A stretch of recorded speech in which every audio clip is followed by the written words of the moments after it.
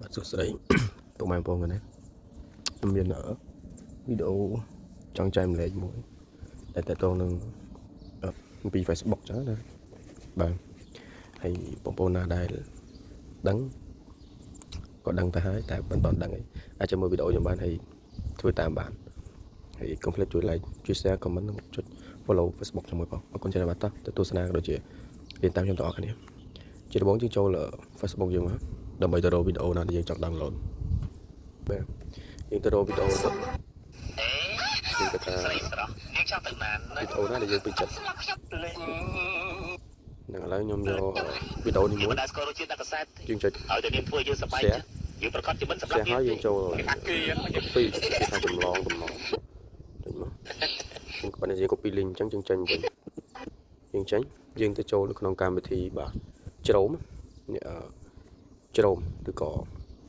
Google ណានេះ Google ជ្រោមប្រភេទទូរស័ព្ទ Android iPhone ដូចគ្នាអញ្ចឹងយើងចូលមក Google ជ្រោមនេះមកហើយយើង search ទៅសេពាក្យថា f.clear បាត់ download នេះចេញនៅខាងលើនេះហើយ f download video អញ្ចឹងយើងចុចលើវាមកបាទអញ្ចឹងយកខាងលើគេបងប្អូននេះ Facebook video download online download Facebook video នេះចុចខាងលើគេបងចុចវាមកចុចនេះកន្លែងគឺ enter Facebook video នេះគឺយើងយក link ដែលយើង copy ចេញក្នុង Facebook មកអញ្ចឹងយើងបិទភ្ជាប់វាផាសវាមកនេះអញ្ចឹងយើងចុចពាក្យថា download បាទអញ្ចឹងវាចេញវីដេអូនឹងមកនេះគឺកម្រិតវាច្បាស់ល្អមែនទេនេះចេញវីដេអូមកហើយអញ្ចឹងយើងចុចពាក្យថា download មួយទៀត download video in HD quality នេះខាងក្រោមវាបងណាបាទអញ្ចឹងមកអញ្ចឹងគឺចុច close មួយទៀតនេះខាងលើនេះបាទអញ្ចឹងវាកំពុងតែ download វីដេអូហ្នឹងហើយនេះនៅខាងលើនេះគឺវាកំពុងតែដើរនេះកំពុងតែដើរវីដេអូហ្នឹងហើយអានឹងតាមវីដេអូវែងវីដេអូខ្លីបាទយើងដោតមកទាំងអស់បងប្អូនធ្វើដូចខ្ញុំឥឡូវវាពេញហើយអញ្ចឹងយើងថយទៅមើលនៅក្នុងវិចិត្រសាលសម្រាប់រូបភាពរបស់យើងនេះចូលមកហើយទៅមើលវីដេអូយើង download នេះមាននៅនេះបាទហើយគឺច្បាស់ហ្នឹងហើយយើងជិល share ណាយើង download ទុក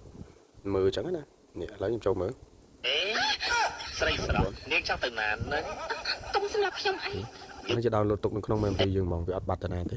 ហើយយើងមិនចាំ share អីទេគឺយើងចុច download ចឹងហ្មងណាពេលខ្ញុំប្រាប់ចឹងគឺវាយើងចូលក្នុង Facebook យើងមកហើយយើងចុច share ហើយចុចចម្លងពីតែ copy មក